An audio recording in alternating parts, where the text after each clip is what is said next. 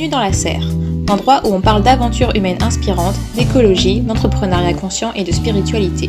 Ici, des hommes et des femmes nous partagent leur parcours incroyable en quête de sens.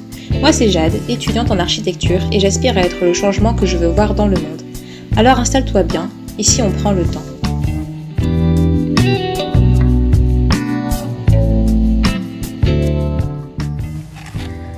Assalamu alaikum à tous, j'espère que vous allez bien. On se retrouve pour un nouvel épisode dans la serre pour parler d'un sujet que j'ai commencé à aborder sur mon compte Instagram Jadosophie. Alors si vous me suivez déjà, vous avez pu peut-être deviner, parce que oui, nous allons parler de l'économie en islam. Un sujet passionnant et très utile pour notre époque. J'ai commencé à étudier l'économie en islam cette année, mais aujourd'hui, c'est Ahmadou l'aspirant qui s'intéresse à cette discipline depuis presque 10 ans que je vais interviewer. Assalamu alaikum Ahmadou. Wa alaikum salam wa rahmatullah. Alors je suis ravie de t'accueillir aujourd'hui dans la serre et je te laisse te présenter pour commencer. Déjà merci de m'interviewer aujourd'hui.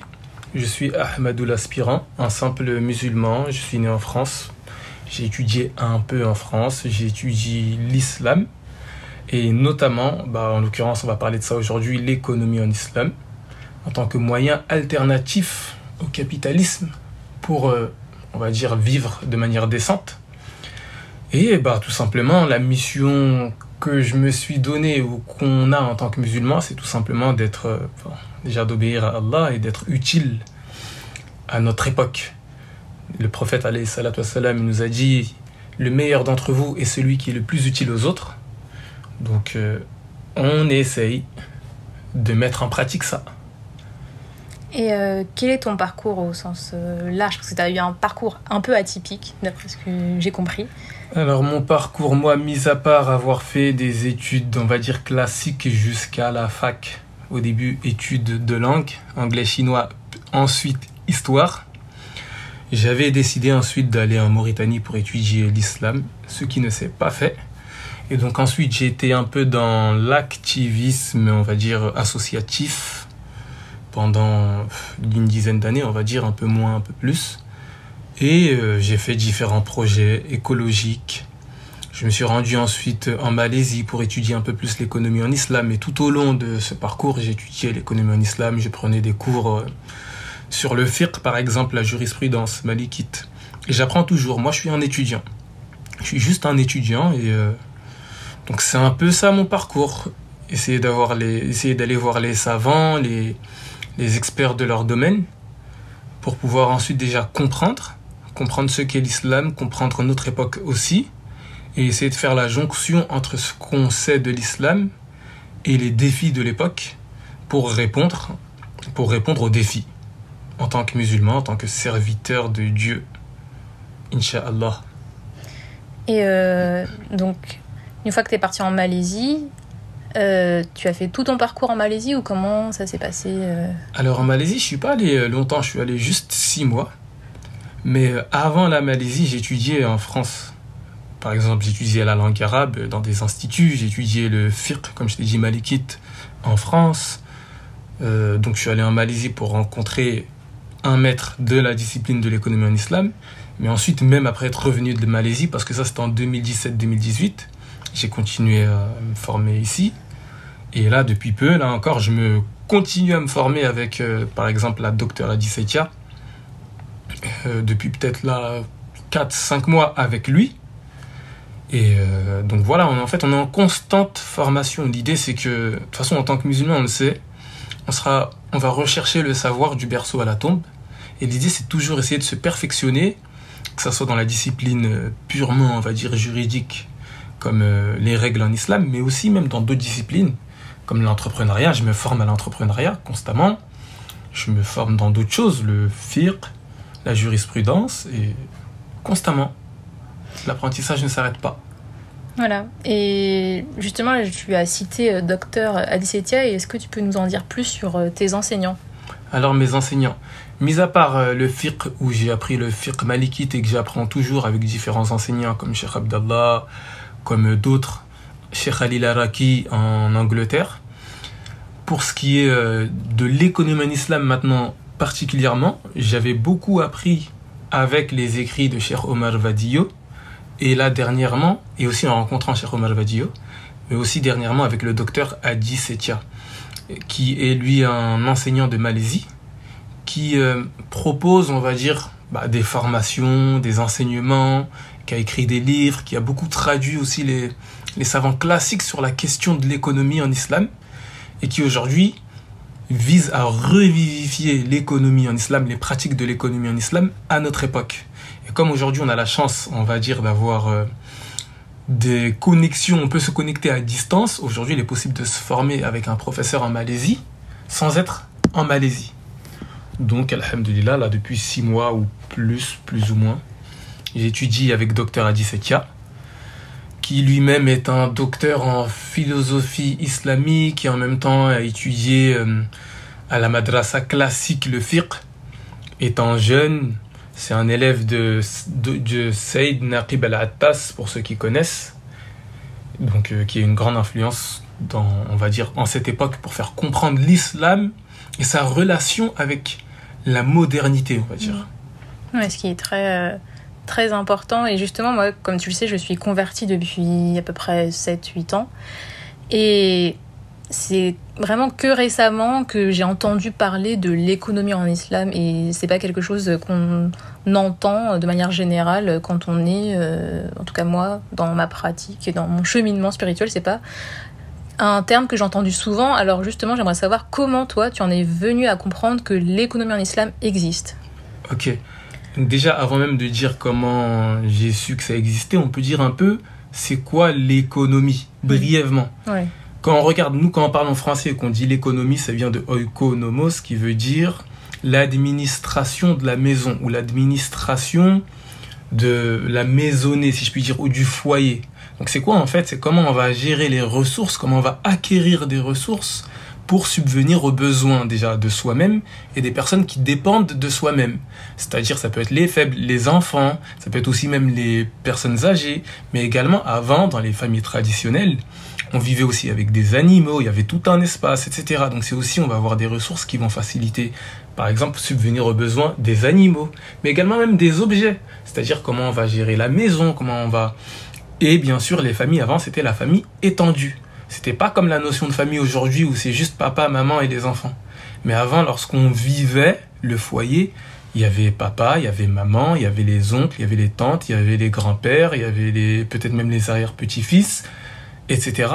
Et donc, comment on va gérer les ressources de sorte à ce que tous puissent au moins avoir de quoi suffire pour pouvoir vivre de manière décente. Donc, on va acquérir des ressources et on va ensuite les dépenser pour approvisionner, on va dire, les besoins de chacun. Donc c'est à peu près ça l'économie de base. Donc c'est un terme qui peut faire peur, on ne sait jamais de quoi on parle lorsqu'on parle de l'économie. Oui, c'est vrai. Mais en réalité, c'est juste comment on acquiert les ressources dont on a besoin. Et les ressources ne sont pas que des choses physiques. Ça peut même être du savoir, par exemple. Ça peut être même des ressources culturelles. Et comment ensuite on va les utiliser pour pourvoir aux besoins de des personnes qui sont à notre charge. Maintenant, lorsqu'on sait ça, comment j'ai fait pour savoir que c'était un sujet très important? Moi, c'est un peu lié à mon parcours. Au début, c'était juste le fait de lire quelques auteurs qui parlaient de l'islam, comme le Cheikh Abdelkader al-Soufi, mais d'autres également. Il y avait des savants qui en parlaient. Je sais qu'à un moment, Ibn Hussein parlait beaucoup, par exemple, du dinar, du dirham. Aujourd'hui, on utilise une monnaie qui est beaucoup basée sur l'usure, sur le riba, donc il parlait de ça. Et donc, de fil en aiguille, lorsque tu vois que dans le Coran, Allah nous parle de riba, et en fait, c'est le seul péché dans lequel Allah déclare la guerre à ceux qui le font. Et là, il parle en plus des croyants. Déjà, tu commences à te rendre compte que, le sujet économique, parce que riba, c'est de l'économie, c'est un sujet important. Au point où la seule chose dans laquelle Allah déclare la guerre aux croyants, c'est riba. Et ensuite, lorsque tu regardes que le plus long verset du Coran, par exemple, parle de la dette, là, tu te rends compte que, en fait, en islam, c'est vraiment une discipline qui sert à nous aider à vivre dans la vie de tous les jours. Et donc, déjà là, ça nous donne déjà des pistes pour comprendre que l'économie en islam, c'est important. Et après, même quand tu étudies, tu vois que le dernier verset, en tout cas c'est Omar ibn al-Khattab qui nous dit ça, et Ibn al-Abbas, il me semble, qui nous dit que le dernier verset qui a été révélé au sujet du Coran, c'est le sujet dans lequel Allah déclare la guerre à riba. Donc bref, on se rend compte que c'est un sujet très important. Après, lorsque tu étudies par exemple la jurisprudence, tu vois qu'une bonne partie de ce qu'on va apprendre en jurisprudence vont être des choses liées aux échanges. Comment on fait des ventes, comment on fait des achats, comment on fait des partenariats, comment on fait des awqaf, comment on fait des institutions, etc. Donc tout ça, ça nous amène à voir que c'est un sujet très, très important. Et pour finir, quand tu étudies ton époque, parce que là j'ai parlé de l'islam, mais quand tu étudies ton époque, tu vois qu'aujourd'hui on aime bien parler de, par exemple, de la destruction de la planète. On aime bien parler d'exploitation également. Mais tout ça, c'est quoi? Tout ça, c'est lié aux relations économiques. Si on détruit la planète, c'est parce qu'on épuise, c'est parce qu'on extrait les richesses. Et ça, c'est pour faire quoi? C'est pour ensuite vendre. Si parfois il y a de l'exploitation, c'est quoi? C'est des relations entre individus. C'est-à-dire qu'on exploite les travailleurs pour extraire des richesses. Donc tout ça, on voit bien qu'en fait, c'est des questions économiques. Des questions d'échange qui servent en fait à fructifier, à générer des richesses. Donc quand tu étudies l'histoire, ou quand tu étudies même notre époque, et que tu lis un peu, tu te rends compte que, on va dire, toute initiative sérieuse qui souhaite réellement apporter du mieux à ce monde est obligée au bout d'un moment d'aborder la question économique, au point où la société dans laquelle on vit, on appelle cette société, en général, on dit que c'est la société capitaliste. C'est-à-dire que même l'élément qu'on met en avant de la société, on aurait pu dire la société individualiste, parce que tout repose, on va voir sur le privé, sur la recherche du profit privé. Donc on aurait pu appeler ça la société individualiste. Mais en général, on l'appelle la société capitaliste, parce qu'on voit bien, les experts voient bien qu'en réalité, ce qui vraiment est le cœur de cette société, qui marque réellement, on va dire, un impact déterminant, c'est vraiment son fondement, on va dire, économique. Donc c'est comme ça où au bout d'un moment, t'en viens à dire, bah attends, qu'est-ce que l'islam dit sur ce sujet? Si jamais c'est ça qui est l'élément fondamental de cette société qui est destructrice, bah forcément tu dis, bah attends, l'islam en tant que guidance ou guidée pour l'humanité, obligé, l'islam a des choses à nous dire sur ce sujet. C'est vrai que sur mon compte, au début, je parlais beaucoup d'écologie. Et finalement, bah, plus j'approfondis, plus on avance, plus on se rend compte que impossible d'avoir une gestion écologique sans une bonne gestion économique. Donc on a mis deux mots différents, mais au final, les deux sont pleinement liés et l'un ne peut pas aller sans l'autre. Oui, bah par exemple, quand toi tu parles d'écologie, si tu regardes bien déjà, regarde dans la racine, dans les deux choses, il y a écologie. Donc éco, ça veut dire le foyer, en fait c'est la maison, c'est ton foyer sur quoi tu reposes. Et quand tu regardes bien, finalement, par exemple, si on découpe, on va dire que avant même de parler d'économie, on pourrait parler, on va dire, de la conduite personnelle. En islam, on l'a ça. C'est-à-dire tazkiyatun nafs ou tadbirun nafs. Comment on va se gérer en tant qu'individu en fonction de notre éthique. C'est-à-dire avec notre éthique, on va essayer de faire preuve de compassion, on va essayer de faire preuve de patience, on va essayer de faire preuve de courage, on va essayer de faire preuve de justice. Tout ça, c'est pour ton éthique personnelle. Et ensuite, lorsque ton éthique personnelle, tu l'étends à la sphère des échanges ou à la sphère de la relation avec les individus, mu'amalat, comment je vais agir avec les autres, et bien là, ça va devenir l'économie. Ça va être comment je vais faire des échanges avec les autres, des échanges bénéfiques, des échanges productifs, c'est-à-dire qui amènent du bien avec l'individu. Et donc, en fonction, si c'est au service du bien, si c'est pour faire en sorte que ça soit bon, forcément, ça sera lié, fondé sur l'éthique. Donc maintenant, l'éthique, elle n'est plus appliquée seulement à l'individu, mais c'est comment je vais appliquer cette éthique-là avec ma relation avec les individus. Ensuite, donc, lorsque je vais faire ma relation avec les individus, que je vais gérer les ressources, que je vais acquérir des ressources, etc., que mon foyer, donc je fais en sorte que mon foyer soit bien portant, et ben, si jamais j'étends maintenant cette vertu, pas seulement à la relation avec les autres, mais avec toute la planète, ben là, mon foyer, ça ne devient plus le lieu où je vis, mais ça devient toute la planète. Et donc, si jamais maintenant je fais en sorte de gérer les choses pour préserver toute la planète ou en tenant compte de toute la planète, ça devient l'écologie. Donc, en fait, l'écologie, c'est l'économie étendue à toute la planète. Et donc, en fait, on ne peut pas avoir d'écologie qui soit dissociée de l'économie. C'est ça qu'il faut comprendre. Et donc, c'est pour ça qu'aujourd'hui, on arrive à faire des distorsions, mais normalement, on ne devrait pas parler comme ça. On ne devrait pas dissocier l'économie de l'écologie. Au contraire, l'économie s'inscrit dans l'écologie. Donc voilà pourquoi on voit qu'en fait, il y a une relation claire entre écologie et économie. Donc des personnes qui voudraient aborder l'écologie sans au bout d'un moment se questionner sur le modèle économique, il y a un hic en fait, il y a quelque chose qu'ils n'ont pas compris. Et comme on le voit, c'est un peu ce qu'on peut appeler le greenwashing, c'est-à-dire utiliser des problématiques qu'on va dire écologiques, mais au final pour vendre et rester dans un système capitaliste actuel. Alors justement, la question que je vais te poser, c'est quelle est, dans les grandes lignes, la différence entre le système de l'économie en islam et le système capitaliste dans lequel on vit aujourd'hui? Alors pour parler de ça, avec mes études, ce que j'étudie encore en ce moment, moi je dirais que déjà, la grande différence principale, c'est déjà au niveau de la vision et de l'objectif. Déjà, il faut comprendre quelque chose. L'économie, ce n'est pas une discipline qui est neutre. C'est pas genre comme si c'était des maths ou de la physique. C'est lié à l'organisation. C'est l'organisation, comment on va s'organiser en tant qu'individu. Et lorsqu'on s'organise en tant qu'individu, c'est pour atteindre un objectif donné. C'est pour ça que l'un des noms pour dire économie en arabe, c'est iqtisad, talab ou qasd. Comment on va rechercher ou comment on va faire en sorte de faire des efforts pour atteindre un qasd, un objectif. Donc maintenant que c'est clair, si j'ai un objectif, si j'agis en tant que musulman, mon objectif, c'est pas le même qu'une personne qui n'est pas musulmane ou qu'une personne qui ne croit pas en Dieu. Donc déjà, comment on va voir déjà que l'économie en islam, ça va être une économie qui sert ou qui recherche à plaire à Dieu. Et ça va donner quelque chose de différent. Parce que nous, on sait que Allah a placé les hommes sur terre, Allah Azza wa Jal a placé les hommes sur terre en tant que khalifa, en tant qu'intendant.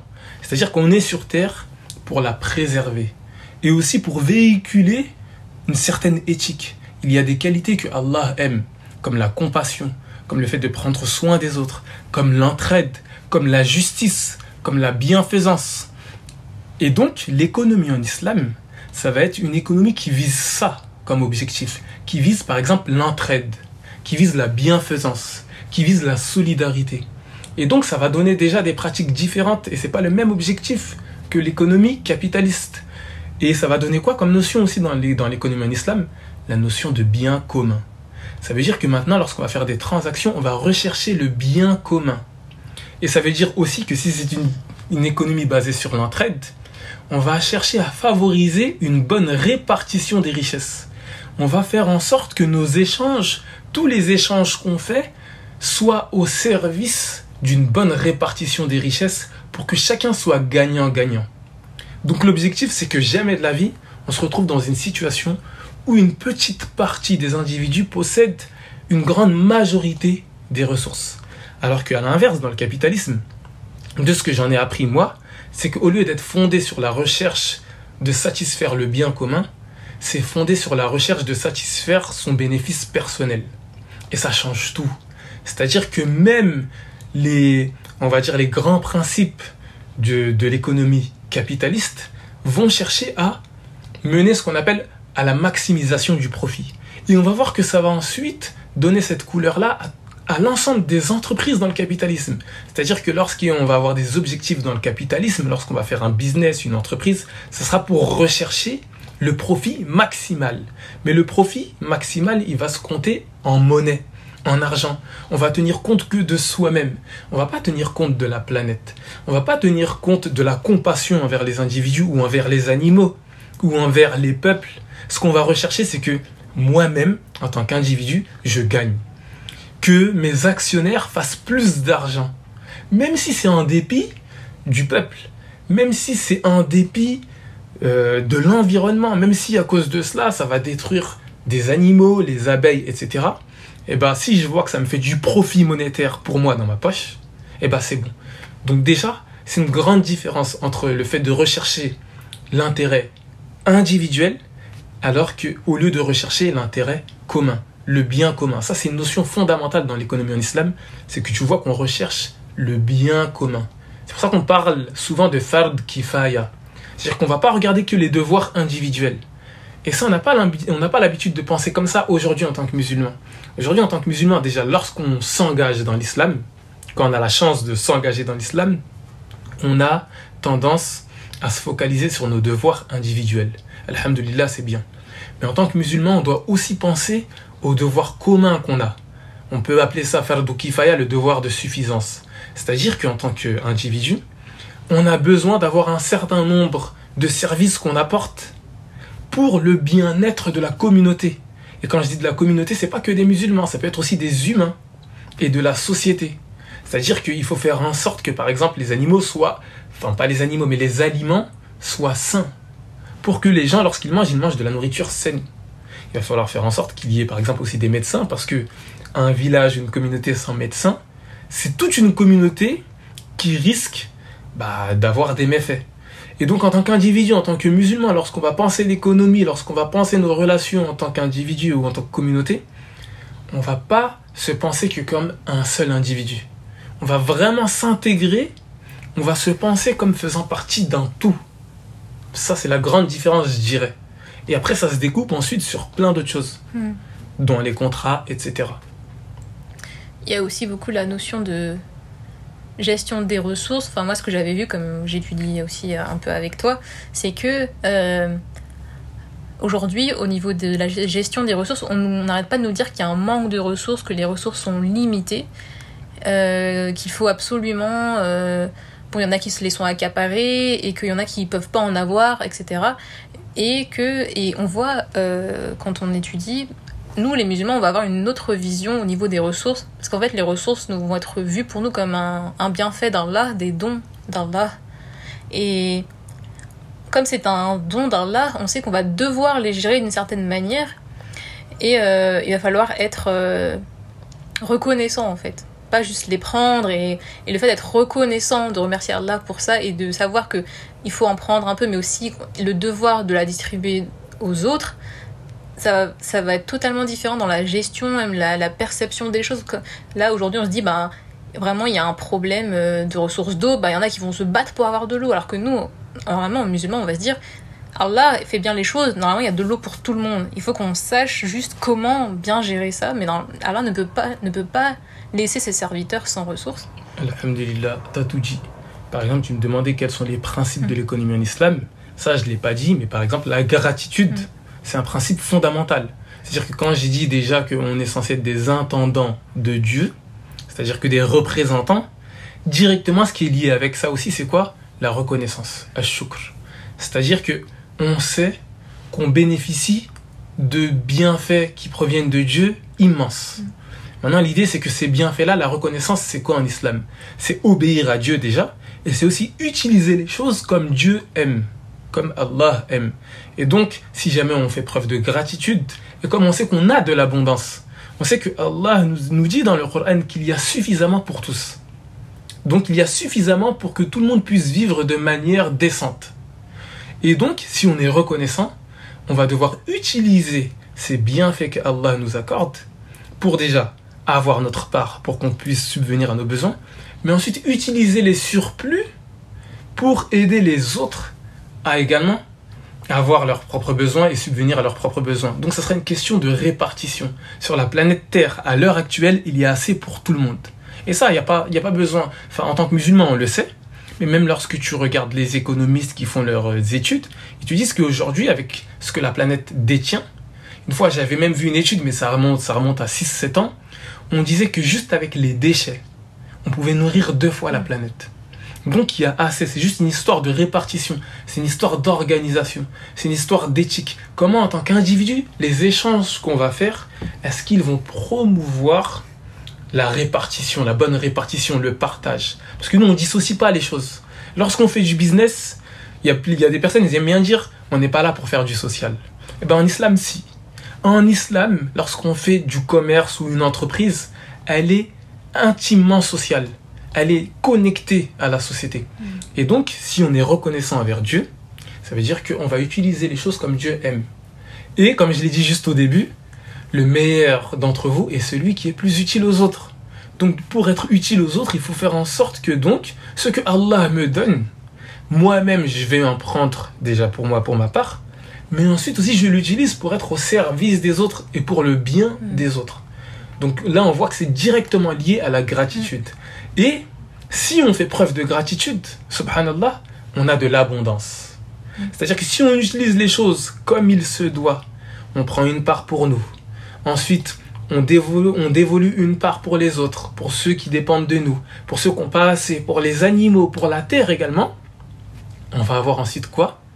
L'abondance. Allah nous dit dans le Coran, la in shakartum la azidannakum. Si vous nous remerciez, nous vous rajouterons encore des bienfaits. Et donc c'est ça, si on fait preuve de gratitude, on va avoir plus. À l'inverse, si on ne fait pas preuve de gratitude, on fait preuve d'ingratitude. C'est-à-dire qu'on extrait les choses juste pour nous-mêmes. On extrait les choses juste pour notre intérêt privé. Là, qu'est-ce qu'on va avoir? On va gâcher. Qu'est-ce qu'on va faire? On va faire des excès. On va extraire les ressources juste pour s'enrichir soi-même, juste pour se gaver. Et là, ça donne quoi? Comme on le voit, ça donne des ressources qui manquent. Ça donne des déséquilibres. Ça donne l'exploitation. L'exploitation amène ensuite de la violence. Amène ensuite tout un ensemble de méfaits qui sont liés à l'ingratitude. C'est pour ça qu'il y a un verset du Coran, là je ne l'ai plus en tête, mais qui nous fait comprendre que Allah nous dit, clairement là il me revient en tête, que ceux qui gâchent sont les frères des shayatines. Et il nous dit juste après que ça a été quoi la qualité de shaitan? D'avoir été ingrat. Donc il y a un lien entre l'ingratitude et le gâchis. Et à l'inverse, il y a un lien entre la gratitude et le partage et d'utiliser les choses de manière modérée, de sorte à ce que chaque chose ait son droit pour qu'il puisse en vivre de manière décente. Mais du coup, cette vision des choses, elle rend caduque plein de théories qu'on essaie de nous faire croire, parce que parfois on entend qu'on est trop nombreux sur Terre, il n'y a pas assez de ressources pour tout le monde, faut que les gens arrêtent de faire des enfants parce qu'il n'y a pas assez de ressources, alors que non, nous on pense pas du tout comme ça. Nous on est juste des serviteurs et Allah il ne va pas faire en sorte qu'il y ait beaucoup d'humains sur la Terre et pas assez de ressources. Donc on va pas se dire on doit arrêter de faire des enfants parce qu'il n'y a pas assez de ressources. Non, c'est juste on n'a pas compris qu'on a nous-mêmes, on a tout accaparé et qu'on veut pas le laisser aux autres. C'est simplement ça. On va juste se créer des fausses théories, mais peut-être pour confirmer ou pour se justifier certains choix violents sur d'autres populations. Mais quand on nous dit qu'on est trop nombreux, on peut pas, nous, musulmans, penser comme ça. Allah ne peut pas faire ça. Il y a un équilibre. C'est notre faute s'il y a un problème. Comme tu le dis, il y a un équilibre. Cet équilibre, il est là. Il y a assez de ressources pour tous. Mais il n'y a pas assez de ressources. Pourquoi? Pour l'avidité. Pour l'avidité de l'homme. Mais le prophète, il nous l'a dit, alayhi salatu wassalam. Il nous a dit, si l'enfant d'Adam avait 2 vallées d'or, il en voudrait une 3e. Il nous a dit, ce bas monde, c'est comme l'eau de mer. Plus tu en bois, plus tu as soif. Donc ça veut dire quoi? Les gens qui nous disent, il n'y a pas assez de ressources, en fait, ils veulent dire, ils ne le disent pas comme ça, mais nous, ce qu'on comprend, c'est que bien sûr, si tu es avide, si tu en veux toujours plus pour toi, tu as déjà assez d'argent, tu as assez déjà de nourriture, mais tu veux encore, jamais t'arrêter. Tu veux exploiter toujours plus. Tu veux extraire toujours plus pour garder pour toi. C'est sûr que là, au bout d'un moment, tu vas tout épuiser. Là, oui, ok.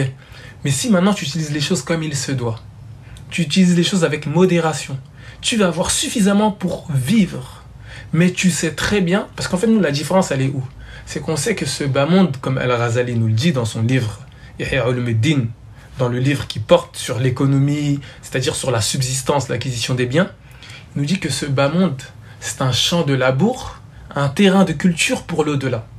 Et donc ça signifie quoi? Ça signifie que même ce bas monde, quand on fait des transactions, qu'on fait des achats, des ventes, des relations économiques, le vrai objectif, même quand on fait des transactions économiques, en fait, c'est d'acquérir sa place au paradis. En fait, on est constamment dans la spiritualité. On est constamment en train de transactionner avec Dieu. Et donc, c'est différent. C'est-à-dire qu'on ne prend pas ce bas monde pour objectif ultime. On n'est pas là juste pour amasser. Comme dans le passage, comme le Coran nous le dit, Al-Hakumut Takathur. Donc, l'accumulation des richesses ou l'accumulation vous préoccupe. Hatta zurtumul maqabir. Jusqu'à ce que vous visitiez les tombes. Donc ça, c'est pour nous dire quoi?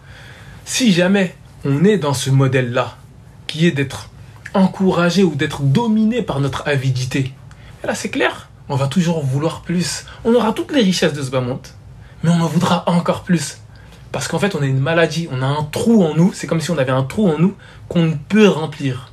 Donc forcément, on va tout extraire et on va tout détruire sans tenir compte des droits de chaque chose dans la création. Et quand on dit les droits de chaque chose, c'est les droits, je le redis, des animaux, les droits des plantes, les droits de la terre, le droit des humains, le droit de toute chose.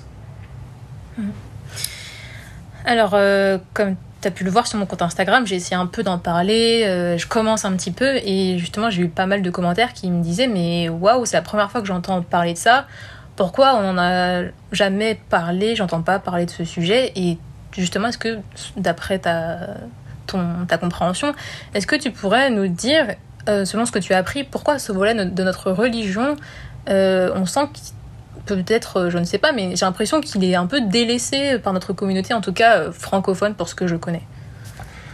Moi, ce que j'en pense, après c'est en fonction de mes études, de mes lectures, de ce que m'ont partagé mes professeurs et ma réflexion. Tout d'abord, déjà, il faut qu'on comprenne l'importance de la chose. J'avais dit que déjà, le dernier verset qui a été révélé du Coran, ou même le seul verset dans lequel Allah déclare la guerre, ça porte sur des questions économiques. Mais il faut comprendre que l'économie en islam, ou mu'amalat, c'est-à-dire les lois de transaction, les échanges entre individus, ça, en fait, ça fait référence à la vie de tous les jours. C'est-à-dire qu'en islam, on a la partie dévotionnelle, la ibadat, c'est-à-dire lorsqu'on fait nos prières, ça c'est notre relation avec Dieu tout court. Ou lorsqu'on jeûne, c'est avec Dieu tout court, lorsqu'on fait le hajj. Mais ensuite, la partie de la vie de tous les jours, les achats, les ventes, les relations entre individus, tout ça, c'est-à-dire l'essentielle partie de notre journée. C'est ça qu'on appelle fiqh al-mu'amalat, les lois de transaction en islam. Et c'est dedans que va être l'économie en islam. Si tu retires ça, c'est comme si tu retirais l'islam dans la vie de tous les jours. C'est comme si en fait tu disais que le prophète alayhi salatu wassalam ne nous avait pas amené une manière de vivre dans la vie de tous les jours. C'est juste grave de dire ça. Enfin, de penser cela. C'est comme si tu pensais que le prophète alayhi salatu wassalam était venu seulement nous apprendre à prier. Enfin, quand je dis seulement, c'est pas pour dire que c'est pas pour dégrader, mais pour nous dire qu'il était venu nous apprendre uniquement ça, à prier, à jeûner, à faire le hajj. Et que après, il ne nous a pas appris à vivre. Il ne nous a pas appris à faire des échanges bénéfiques. C'est donc, en fait, donc je marque ça, c'était pour bien qu'on comprenne déjà c'est quoi cette partie-là. Maintenant, je pense que pourquoi on n'en parle pas beaucoup en France, et même l'économie en islam, pourquoi on n'en parle pas beaucoup comme ça? Je pense, moi, que c'est lié à différentes choses. Il faut essayer de comprendre le contexte dans lequel on est aujourd'hui. Aujourd'hui, si on regarde bien, on est dans un contexte où les pays musulmans, une bonne part des pays musulmans, sont sortis de l'indépendance, enfin, sont sortis de la colonisation, il y a quoi? Peut-être 50 ans? Donc, ils ont été colonisés. Et lorsqu'ils ont été colonisés, qu'est-ce qui s'est passé? Donc, si on refait l'histoire, il y avait le monde musulman qui pratiquait la vie islamique. Pas que l'aspect dévotionnel, pas que la prière, mais également le marché. Le marché était gouverné selon les règles de l'islam. Les entreprises, c'était les règles de l'islam. Les institutions économiques, c'était les règles de l'islam. Ensuite, le monde musulman a été colonisé. Et quand le monde musulman a été colonisé, la colonisation, elle a détruit tout ce qui avait trait à la vie de tous les jours chez les musulmans. En gros, on leur a dit, vous pouvez prier, si jamais vous pouvez garder votre relation avec Dieu, sous forme de juste vous et Dieu, comme la prière, comme le hajj, comme le jeûne. Par contre, tout ce qui est de l'ordre de tous les jours, les échanges, les entreprises, les awqaf, etc., ça, vous allez faire comme nous, on vous dit. Et il faut comprendre quelque chose. Lors de la colonisation, l'économie qui était mise en place, vous vous rappelez, l'économie, c'est quoi? L'économie, c'est l'organisation des ressources. Celle qui était mise en place dans les pays musulmans, c'était une organisation des ressources qui visait à extraire les richesses du pays pour les servir qui? Les pays colons. Donc c'était plus un modèle économique en islam au service de la communauté. On comprend ça. Donc désormais, pendant un long moment, pendant une centaine d'années peut-être, c'était une économie autre, qui n'avait rien à voir avec l'islam, qui était au service de la domination, donc l'exploitation, etc. Ensuite, il y a eu l'indépendance. Mais lorsqu'il y a eu l'indépendance, par exemple, toi tu as parlé de la monnaie. Lorsqu'il y a eu l'indépendance, est-ce que les pays musulmans ont dit on va rétablir l'économie en islam? Est-ce qu'ils ont dit, par exemple, désormais on récupère la monnaie comme elle était en islam, le dinar d'or, le dirham d'argent ou une monnaie de ce type? Ou ils ont continué à garder, ou ils ont pris un modèle économique qui était toujours, en tout cas, pas selon les principes de l'islam, plutôt selon les principes du capitalisme. On le voit que finalement ils ont gardé le modèle économique du capitalisme. C'est pour ça que quand tu regardes les pays qui sont censés être musulmans, lorsque tu regardes juste la monnaie, parce que toi tu as parlé de la monnaie, tu nous as montré comment la monnaie elle est liée à l'usure. Ce système usurier, il est mis en place partout dans le monde, sauf dans les lieux où moi je ne connais pas. Mais que tu ailles au Maroc, au Sénégal ou en Arabie Saoudite, de ce que je sais, partout c'est le système bancaire usurier. Donc ça, c'est pas le système islamique en termes d'économie. Donc moi je pense que c'est intimement lié à la colonisation. Il y a eu la colonisation, les musulmans ont dit on va prendre l'indépendance, ou on leur a fait croire qu'on allait avoir une indépendance, mais finalement on a gardé un modèle autre que l'islam dans la vie de tous les jours. Et comme il y a eu la colonisation, pendant un long moment, pas pendant ce long moment de la colonisation, l'état d'esprit des musulmans, leur savoir sur tout ce qui est des transactions, eh ben, il a été tout simplement, moi je dis, plus ou moins retiré. Genre, c'était plus normal maintenant pour un musulman de base de savoir que il y a des règles de transaction claires en islam, qu'il y a tout un modèle cohérent au service des valeurs éthiques qu'on avait dit, comme l'entraide, comme la reconnaissance, la gratitude. Donc moi je pense que c'est intimement lié à la colonisation, c'est intimement lié aussi à ce qu'on appelle au néocolonialisme, et tout simplement aussi au manque de connaissances. C'est-à-dire qu'aujourd'hui, qu'on se dise la vérité, il y a eu un peu un complexe chez les musulmans, un complexe d'infériorité. À chaque fois, il y a eu ce qu'on appelle le modernisme. Et on a beaucoup, les musulmans au bout d'un moment, ils ont beaucoup voulu islamiser les connaissances qui étaient du monde occidental. Comme si le monde occidental était la référence. Et ça a été un problème. C'est-à-dire que, par exemple, aujourd'hui, on parle de banque islamique. Mais la banque, c'est de l'usure à l'état pur. Et ce qu'on a essayé de faire, c'est quoi? C'est de prendre des principes économiques de l'islam et de l'appliquer à une institution qui est fondée sur le riba. Au lieu de partir sur une institution qu'on fait nous-mêmes qui repose sur des principes à nous dès le départ. Bref, plein de choses de ce type, je ne sais pas si c'est clair, mais moi, selon ma réflexion, c'est lié à la colonisation, au complexe d'infériorité, au manque de connaissances. Il faut juste qu'on revienne, en fait, aux savants classiques de l'islam. Il faut qu'on revienne à l'islam traditionnel, comme il nous a été enseigné dans les 4 écoles, etc.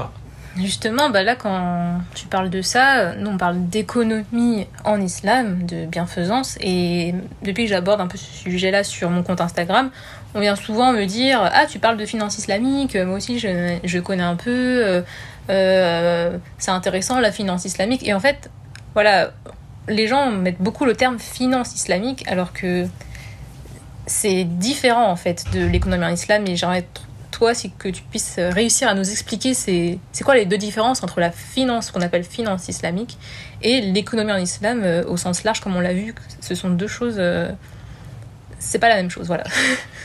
Quand tu regardes bien aujourd'hui, ce qu'on appelle la finance, ou en tout cas quand on le décrit, tu vois que c'est quoi? C'est en fait des transactions dans lesquelles on cherche à donner de l'argent à des personnes pour qu'elles investissent. Tu vois, des capacités de financement. Donc c'est très lié, on va dire, à des personnes qui ont déjà de l'argent, qui veulent acquérir des biens ou qui veulent investir. Donc déjà, tu vois bien que c'est très lié, en fait, aujourd'hui à ce que la banque fait. C'est la banque qui fait ce travail-là. Et donc, quand on a dit finance islamique, en fait, c'est des personnes qui ont voulu avoir accès à ces investissements ou à des choses de ce type qu'on retrouvait aujourd'hui dans le monde, à travers la banque occidentale, etc. Et comme je te l'ai dit tout à l'heure, on a essayé d'islamiser un peu la banque. Ça, c'est la finance islamique, ce qu'on appelle la finance islamique. Mais il faut comprendre quelque chose. Dans la finance islamique, on a essayé de reposer sur les principes de l'islam, comme j'ai dit. Mais ces principes de l'islam, ils ont voulu les apporter dans un cadre qui n'est pas islamique. La banque, elle ne repose pas sur l'éthique islamique. C'est-à-dire que même si tu lui mets un peu de partage, un peu de valeur islamique, si tu creuses un peu au fond, tu vas voir qu'il y aura du riba. Il y aura du riba, tu vas voir que c'est pas clair. Même les transactions qu'on nous propose, c'est pas clair. C'est toujours, tu dis c'est bizarre, ça ressemble un peu à du riba, mais on me dit que c'est pas du riba.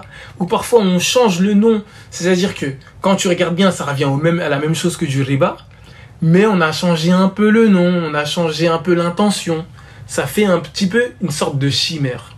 Alors que lorsqu'on parle de l'économie en islam, on ne parle pas nécessairement de la finance. On ne parle pas nécessairement des gens qui ont des gros capitaux, qui veulent acheter des maisons ou qui veulent acheter des parts en bourse, des actions en bourse. On parle de la vie de tous les jours, de l'individu normal. L'économie en islam, ça commence par la simple personne qui acquiert des biens, ou par la simple personne qui travaille, ou par la simple personne qui a de l'argent. À partir du moment où tu dois vivre et tu dois gagner de l'argent, tu es déjà dans l'économie. Et donc, les règles de l'économie en islam s'appliquent sur toi. Juste si tu es un employé, tu dois connaître les règles de l'économie en islam. Après, même si tu es entrepreneur, après, même si tu as besoin de gros capitaux. Donc, il faut bien comprendre, lorsqu'on dit l'économie en islam, on ne parle pas de ce qu'aujourd'hui on nous appelle la finance islamique. On parle tout simplement des échanges entre individus, le simple taxi, le simple livreur, le simple acheteur, l'employé, et aussi de la communauté, parce qu'on va avoir une vision. C'est pas juste des règles. Je le redis parce que tout à l'heure j'ai parlé des vertus éthiques. C'est pas juste des règles. On n'est pas juste en train de dire ça c'est halal, ça c'est haram. Mais il faut comprendre les objectifs de l'économie en islam. Et quand tu comprends les objectifs de l'économie en islam, tu comprends aussi les types d'échanges que tu dois faire pour aller vers cet objectif collectif. Et chacun d'entre nous, nous devons participer à cet objectif collectif. Voilà. Oui, ça va plus loin que juste essayer chacun d'avoir sa propre maison sans faire de crédit bancaire ou réussir à acheter telle chose. Donc déjà, c'est bien d'éviter à tout prix de faire un crédit bancaire, mais on est encore dans la vision individualiste. On veut juste chacun avoir sa petite maison, chacun avoir son bien, avoir un bien immobilier, à part si c'est pour le bien commun de la communauté, pourquoi pas, mais... l'économie en islam, comme tu l'as dit, c'est comme finalement le capitalisme. Le capitalisme sert une vision du monde. Ils se mettent tous d'accord, ils travaillent tous ensemble, les acteurs du capitalisme, pour diriger le monde à travers une vision. Et l'économie en islam, finalement, c'est ça. Ce n'est pas juste moi, j'arrive à acheter quelque chose, donc c'est bien. C'est ensemble établir la vision de l'islam sur toutes les ressources, sur la communauté et pour le bien de tous dans notre société, finalement. Comme tu l'as dit, l'objectif principal, c'est donc d'acquérir des ressources et de les utiliser de sorte à ce que l'essentiel des personnes puissent subvenir à leurs besoins par eux-mêmes, j'insiste par eux-mêmes, et ceux qui n'ont aux personnes qui dépendent de ces personnes responsables, et ensuite ceux qui n'ont pas encore réussi à subvenir à leurs propres besoins par eux-mêmes, ceux qui ont des surplus, ils vont aider ces personnes-là qui n'arrivent pas encore à subvenir par eux-mêmes. Mais comment ils vont les aider ? En leur donnant des moyens qui vont les aider à eux à avoir ces ressources ou cette capacité. C'est-à-dire, comment je veux dire ça, j'espère que c'est clair, redonner aux gens la capacité de pouvoir subvenir à leurs besoins par eux-mêmes. Donc, ça peut vouloir dire leur fournir du travail, ou ça peut vouloir leur dire investir sur eux, ça peut vouloir dire faire des awqaf qui aident par exemple les orphelins. Pourquoi ? Parce que les orphelins, ils n'ont pas de quoi subvenir à leurs propres besoins. Mais en tant que communauté, on peut mettre en place des institutions qui vont aider les plus faibles, etc., etc. Donc, comme tu l'as dit, c'est pas la vision individualiste. Et est-ce que tu pourrais nous donner des exemples de systèmes pratiques économiques propres à l'islam ? Alors moi, si je devais donner des systèmes, des idées de systèmes, j'ai parlé de waqf depuis tout à l'heure. Nous, on sait qu'en tant que musulmans, par exemple, on aime bien, lorsqu'on pense à s'établir dans un lieu, on pense à la mosquée. Ok. Ou sinon, on pense aussi aux écoles. Aujourd'hui, beaucoup de personnes disent qu'il faut faire des écoles islamiques ou musulmanes. Mais on peut penser à plein d'autres choses. En fait, on peut penser à plein d'institutions dont les musulmans ont besoin, et pas que les musulmans, même les non-musulmans. Peut-être qu'il faut faire des centres pour les personnes âgées, pour prendre soin des personnes âgées de manière décente. Ou peut-être qu'il faut faire des centres pour aider les pauvres à sortir de leur pauvreté, en leur donnant la capacité à s'en sortir grâce à des outils. Tout ça, comment on va le faire ? Les Awqaf, qui est une institution propre à l'islam, aide à apporter, on va dire, toutes ces institutions-là qui sont nécessaires pour la communauté. C'est-à-dire qu'au lieu d'avoir, par exemple, une mosquée qui, chaque vendredi, a recours à la quémanderie pour avoir du financement, c'est-à-dire qu'elle demande à chaque fois à ses fidèles, donnez-nous de l'argent. Un waqf, c'est quoi ? C'est on prend des ressources qui génèrent des revenus. Et avec les revenus qui vont être générés, on va les mettre au service d'une institution donnée, et là, ça serait la mosquée. Par exemple, si à côté de la mosquée, il y avait un restaurant ou un barbeur, et que ce restaurant-là, ce barbeur, ou même tout un complexe de choses qui fournissent des services qui génèrent des revenus. Ces revenus-là, ils serviraient à payer déjà les personnes qui travaillent, et ensuite les surplus, ils serviraient à financer la mosquée. Et donc grâce à ça, il suffirait juste que ces business autour de la mosquée fonctionnent bien pour que la mosquée soit financée. Et donc en fait la mosquée, elle serait financée grâce aux services qu'elle apporte, ou que son waqf relié à celle-ci apporte. Et ça, c'est le modèle en islam. Dans la civilisation islamique, c'est comme ça que les mosquées étaient financées. Mais pas que les mosquées, les hôpitaux, les écoles, et aujourd'hui, et même les orphelinats. Tout un ensemble de choses, tout un ensemble de biens, de services publics, tout un ensemble de services publics était financé grâce au awqaf. Ça, c'est propre à l'islam. Et ça permet de faire quoi? Ça permet d'avoir des communautés autonomes. Des communautés qui n'ont pas recours à la quémanderie. Des communautés même qui n'ont pas recours à l'État pour s'en sortir. Mais ils ont recours à eux-mêmes. C'est des gens qui s'organisent de sorte à faire en sorte qu'ils puissent s'autosuffire. Et ça, c'est pas des choses difficiles à faire. Tu prends un business, tu prends quelque chose qui génère des fonds, une librairie par exemple. Aujourd'hui, les musulmans, ils vont acheter des livres. Et s'il y avait une librairie à côté d'une mosquée, et ça arrive dans certains endroits, c'est comme ça que ça marche, et les bénéfices de la librairie iraient pour financer la mosquée. Ça, c'est un exemple. Maintenant, un autre exemple qu'on pourrait donner. L'iqirad. Admettons, l'iqirad, c'est quoi? C'est que il y a des personnes qui investissent sur une personne qui a des compétences. Admettons, sur la compétence de commerçant. Mais le commerçant, il n'a pas d'argent. Il se peut que moi, j'ai de l'argent, mais je n'ai pas les capacités d'être un bon commerçant. Je vais voir un commerçant et je lui dis, tu sais quoi, moi, j'investis sur toi. Je te donne, par exemple, 1000 euros, et avec ces 1000 euros, tu vas acheter des produits et tu vas les revendre. Et lorsque tu auras revendu ces produits-là, tu vas me rendre déjà mes 1000 euros, et les bénéfices, on va les partager selon un ratio qu'on s'est donné en avance. Une proportion. Par exemple, on va faire 50-50. Ou 70-20, enfin 70-30, etc. Et grâce à ça, ça permet à quoi? Ça permet à un commerçant qui n'avait pas d'argent d'être propulsé grâce aux sous que j'ai investis sur lui, et ça permet à moi, qui n'a pas forcément les capacités ou le temps, de faire fructifier mon argent. Si jamais il n'arrive pas à faire des bénéfices parce qu'il y a eu un problème, je sais pas moi, il y a eu un accident, quelque chose de ce type, j'ai perdu mon argent, mais le commerçant, il aura perdu son travail. Et si jamais ça fait des bénéfices, je suis gagnant, il aussi il est gagnant. Ça, par exemple, le système de qirad, ça pourrait être juste révolutionnaire pour la Ummah. Parce que ça pourrait faire quoi? Imagine qu'aujourd'hui, les mosquées, elles avaient réellement l'ambition de faire en sorte que les gens ne soient pas pauvres et que les gens arrivent à s'en sortir par eux-mêmes. En fait, on pourrait, par exemple, un jour, un vendredi à la mosquée, dire « Aujourd'hui, on va organiser un qirad géré par la mosquée. » Comment ça se passe? On va choisir un certain nombre de personnes parmi nous. Ça peut être des gens qui sont chômeurs, ça peut être des jeunes, ça peut être des gens qui n'ont pas trouvé leur voie.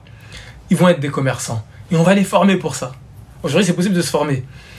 Et qui d'entre vous est prêt à investir sur eux? Il suffit que parfois, il y a des mosquées, il y a 2000 personnes. Il suffit que chacune des personnes dise « je mets juste 5 euros ». Si tu fais 5000 fois 2000, enfin 5 fois 2000, ça fait combien? 10 000. Ça fait que là, on peut investir 10 000 euros sur une personne, juste alors que chacun a mis juste 5 euros. Et avec ces 10 000 euros, il va acheter ses produits. Il va se former. Il va acheter tout ce dont il a besoin. Il va avoir recours à tout ce dont il a besoin pour pouvoir revendre ce qu'il va acheter comme produit. Et grâce à ça, il va faire des bénéfices. Et après moi, il va me rendre mes 5 euros et même du profit. Et grâce à ça, c'est-à-dire si on est collectif en ayant mis seulement 5 euros, on pourrait sortir des personnes de la pauvreté et on pourrait les aider à faire des commerces qui soient utiles pour nous. Parce que bien sûr, quand il va faire du commerce, il va faire des trucs écologiques. Il va faire des choses dont les musulmans ont besoin. Il y a fort à parier qu'il va faire des choses. Il va demander à la Oumma ce dont elle a besoin. Et nous, si on achète auprès de lui, lui, il est gagnant. Il gagne par ses propres moyens. Maintenant, il arrive à subvenir à ses besoins. Et nous, on est content parce qu'on a des produits qui sont utiles pour nous. Et donc, grâce à ça, grâce à cette transaction qui s'appelle l'Iqirad, si on est organisé de manière collective, en fait, on peut faire des choses extraordinaires. Et après, être plus... faut comprendre l'objectif, être plus au service de la société. Musulmans comme non musulmans. Oui, si j'ai bien compris, c'est un peu c'est ce système-là qu'utilisait la première femme du prophète, Khadija, quand elle l'avait engagée pour qu'il aille faire du commerce avec les caravanes et qu'elle restait, c'est elle qui investissait, qui avait investi sur lui, alayhi salatu wassalam, pour qu'il parte vendre des marchandises ailleurs, alors que voilà, c'est... De ce que j'ai vu, de ce que j'ai appris, il me semble, après il y a un doute dessus, mais il me semble que ouais, c'était des qirad, et il faut comprendre que les qirad, ça permet quoi? C'est ça qui permettait les caravanes. C'est quoi les caravanes en fait? C'était un ensemble de gens qui avaient des qirad. C'est-à-dire les personnes, imagine maintenant, toute la ville de Médine investit sur les commerçants. Toute la ville a mis 5 euros. Il y a combien d'habitants aujourd'hui dans les villes? Toute la ville a mis 5 euros, a mis sa part de 5 euros, ou 10 euros, ou 100 euros, ou 1000 euros sur un individu. Qu'est-ce qu'il peut faire comme commerce? Ou sur ces individus-là, parce que c'était des guildes de commerçants. C'était pas des gens individualistes. Ils s'étaient regroupés, des associations de commerçants. Grâce à ça, en fait, ça permettait de... pour les habitants de la ville, fructifier leur argent. Ça permettait de donner du travail. Ça permettait aussi d'avoir des biens pour eux, des richesses, des produits qui venaient de loin. Et ça permettait donc ces caravanes-là. C'est pour ça que dans le modèle économique de l'islam, dans la civilisation économique, enfin dans la civilisation de l'islam, tu pouvais voir que de l'Espagne jusqu'en Afghanistan, tu pouvais traverser gratuitement tous les territoires juste en étant commerçant, sans avoir à payer. Oui, subhanallah. Donc voilà, comme tu nous as dit, toi ton enseignant principal en ce moment il vient de Malaisie, et j'avais une question d'une abonnée justement qui m'avait demandé pourquoi la plupart du contenu sur ce sujet est anglophone et pas francophone. Enfin, en France en tout cas, en langue française, il y a, à ma connaissance, peu de contenu sur cette discipline. Pourquoi? Petite blague, je vais dire parce qu'on fait pas le travail. Tout simplement parce que nous ne faisons pas le travail qu'on doit faire. Si on est préoccupé par la recherche des biens de Dunya, je parle de moi, c'est sûr qu'il n'y aura pas assez de travaux en français. Après, moi je dirais, quand je pense, aujourd'hui la langue internationale c'est l'anglais. Quand tu regardes en Malaisie, on parle anglais. Quand tu regardes aujourd'hui, même dans les universités, même beaucoup de travaux sur l'islam sont faits en anglais. Parce que c'est la langue internationale. C'est comme ça que ça se passe. À un moment, lorsque le monde était dirigé, on va dire, par les Perses, si je puis dire, les musulmans qui étaient perses, on parlait le perse. C'est comme ça. Donc aujourd'hui, c'est l'anglais. Il y a beaucoup de choses en anglais. On aime bien nous dire que les Anglais, ils ont souvent de l'avance sur nous. Il y a beaucoup de travaux qui sont faits en anglais. En Malaisie, on parle anglais, etc. Donc, c'est normal et ils sont plus. Il y a toutes les États-Unis, et je vous ai dit la Malaisie, etc. Donc, on comprend qu'il y a plus de travaux en anglais. Maintenant, comme on n'a pas fait le travail... donc, c'est une opportunité, du coup. C'est à nous d'en découvrir. Il faut qu'on apprenne l'arabe, il faut qu'on étudie, mais il n'y a pas forcément besoin d'apprendre l'arabe pour... Il y a plein de gens qui font le travail. Donc, justement, nous... Ce qu'on veut faire, c'est apporter ce contenu-là en français. Mais bien sûr, donc il y a tout à faire. Il faut aller puiser chez les savants, chez les personnes qui sont spécialisées sur ça, et sur l'expérience des personnes ou des institutions qui ont réalisé du travail dessus. Par exemple, à l'heure actuelle en Indonésie, il y a toute une institution qui s'appelle Baitul Mal wa Tamwil, qui eux arrivent à sortir les personnes de la pauvreté grâce à des éléments de l'économie en islam. En faisant des pauvres, c'est-à-dire qu'il y a un dicton qui dit « Lorsque j'ai faim, c'est bien que tu me donnes un poisson, mais c'est mieux que tu m'apprennes à pêcher. » Ça, c'est toute la philosophie de l'économie en islam. Et en Indonésie, il y a une institution qui a plus de 30 ans d'expérience et qui n'est pas étatique, qui vient du peuple, qui arrive à sortir les pauvres de leur pauvreté en faisant d'eux des entrepreneurs, en leur permettant donc de subvenir à leurs propres besoins par eux-mêmes, sans avoir recours à la quémanderie et sans les rendre dépendants des dons. Tu as un peu répondu à la question, mais si tu peux un peu plus développer, en quoi le fait de connaître l'économie en islam aujourd'hui apporterait du bien-être et du développement à la communauté? Déjà, en quoi il est important d'apprendre l'économie en islam? Moi, de ce que j'ai vu quand j'étudie, c'est pour ça que j'étudie de base, même pour moi. Déjà, quand tu lis le livre d'Al-Ghazali qui porte sur le livre de l'acquisition et des moyens de subsistance, il te dit que c'est une obligation d'apprendre cette discipline. Pourquoi? Parce que sinon tu vas te retrouver à faire des injustices sans savoir. Même, on sait la parole de Omar ibn al-Khattab qui disait « Aucun d'entre vous vient dans nos marchés », une phrase de ce type, sans avoir appris, sans avoir compris les règles des transactions en islam. Parce que sinon, il va faire du riba sans le savoir. Et c'est un peu la situation dans laquelle on se trouve aujourd'hui. On est submergé par riba parce qu'on n'a pas appris de 1, c'est possible, les règles en islam, et aussi parce qu'on n'a pas appris les règles qui nous gouvernent aujourd'hui. Maintenant, donc la question c'était de dire en quoi ça pourrait être utile. Déjà, juste en tant qu'individu, même si tu n'avais pas un projet collectif, en tant que musulman, talabul ilm faridatun ala kulli muslim. La recherche de la connaissance est une obligation pour tout musulman. À partir du moment où tu gagnes 1 euro, il est une obligation pour toi de connaître les règles en islam de transaction.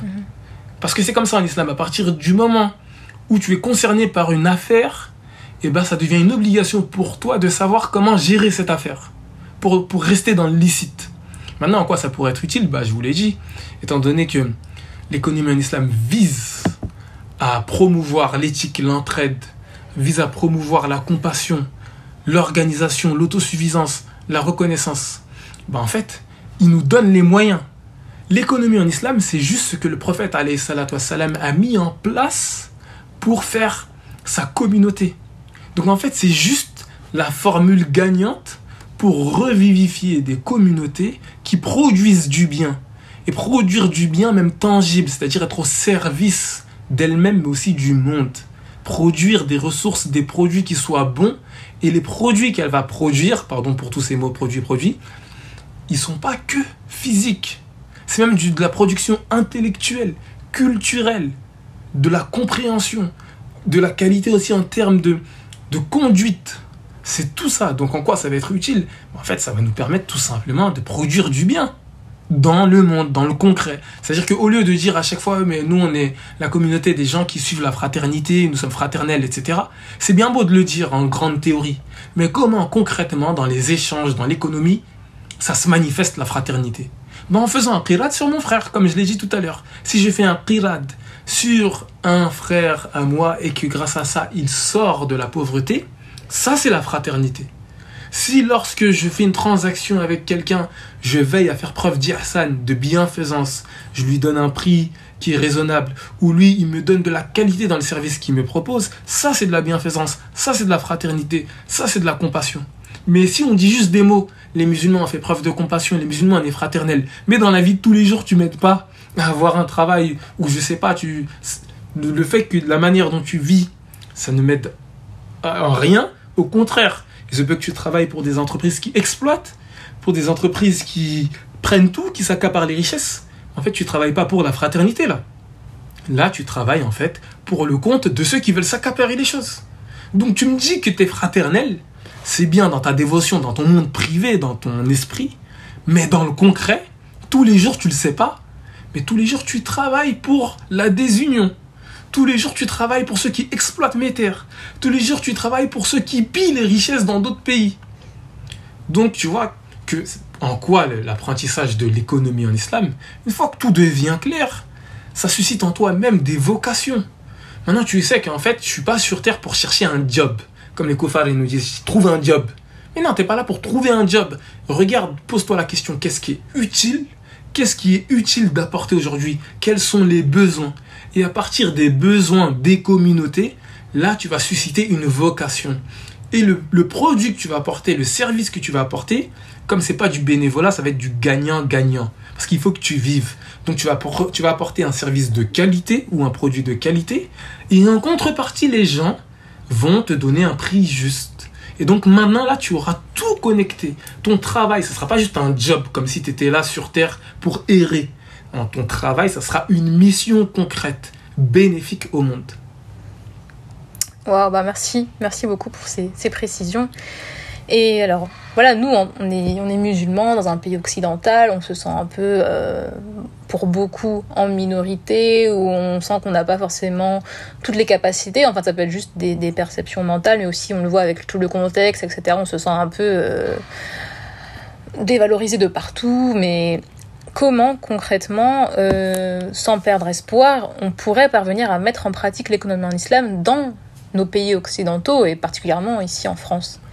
Déjà, Il y a un penseur qui a dit cette parole, trouvez-le, hein, je ne vais pas citer son nom, qui a dit « Ce qu'une nation n'est pas prête à faire pour elle-même, elle ne peut pas espérer que d'autres le fassent pour elle. » Donc déjà, premièrement, il faut arrêter avec l'état d'esprit de « On veut que vous nous aimiez, aidez-nous les autres. » Non, ça ne va pas être comme ça. Si nous ne sommes pas prêts à nous aider nous-mêmes, personne ne nous aidera.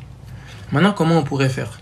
Ben là, avec un peu les outils que je viens de te donner, les idées, là, le waqf, les échanges qui sont censés être bénéfiques, si tu portes cette vision, eh ben ça va raviver ça. Mais donc, ça veut dire que la première chose d'abord à raviver en nous, on va appeler ça le capital intellectuel, culturel, moral. C'est-à-dire que avant même d'agir, il faut d'abord comprendre. Il faut d'abord comprendre qu'est-ce que l'économie en islam, que vise l'économie en islam, quelles sont les transactions qui pourraient nous aider à mettre en place ce qu'on vise, quelles sont les transactions qui vont favoriser la solidarité, quelles sont les transactions qui vont favoriser la compassion, quelles sont les transactions qui vont favoriser le bien-être. Une fois que tu as bien appris ça, tu vas te dire, bah moi je vais en faire une. Je vais faire une transaction qui favorise le bien-être. Je vais faire une entreprise qui favorise le bien-être, qui favorise la solidarité. Lorsque je vais acheter, est-ce que c'est mieux d'acheter dans une firme qui exploite le monde, ou c'est mieux d'acheter chez un frère qui a mis de l'ihsan, qui a mis de la bienfaisance, un frère ou pas un frère, musulman ou non, mais qui a porté un soin à être utile au monde. Juste en faisant ça déjà, ça va permettre de fortifier la communauté. Parce que plus tu achètes chez des frères qui ont le souci pour l'islam, plus en fait là, tu fortifies le projet islamique. En fait c'est simple, avec ton achat, tu portes ta foi. Ton achat, c'est comme un vote. Tous les jours, si tu achètes chez des firmes qui détruisent le monde, c'est comme si tu votais pour leur projet. C'est comme si tu leur disais, continue à exploiter le monde, je te donne même de l'argent pour que tu continues. Si tu veux que maintenant les musulmans soient forts, bah fais en sorte d'acheter chez les musulmans qui ont compris la vision de l'islam et aide-les en achetant chez eux lorsqu'ils te ramènent quelque chose de qualité qui est utile pour toi. Et en faisant ça, juste si les musulmans ils mettaient en place, ils appliquaient les règles de l'économie en islam, déjà, ça les améliorerait. Et moi, je dis même qu'ils seraient utiles au monde. Ils donneraient du travail aux non-musulmans. Ils donneraient du travail aux autres. Et c'est même les autres qui viendraient, comme on le voit dans certains endroits, quémander et demander de l'aide aux musulmans. Et ça changerait tout. Comme un professeur m'a dit, il n'y aura plus d'islamophobie en France lorsque les musulmans donneront du travail aux Français et lorsque les musulmans nourriront les Français. Ça veut dire quoi ? C'est ça que Mu'amalat nous enseigne. C'est ça que les transactions économiques en islam, avec la vision de l'islam, c'est ça que ça nous enseigne. Si on met en pratique, on va pouvoir être autosuffisant. On va pouvoir générer des richesses. Et ces richesses qu'on va générer, nous, on ne va pas les garder juste pour nous-mêmes. Parce qu'on a dit qu'on doit faire preuve de reconnaissance. Donc ces richesses-là, on va les utiliser systématiquement pour aider les autres. Et là, ça va tout changer.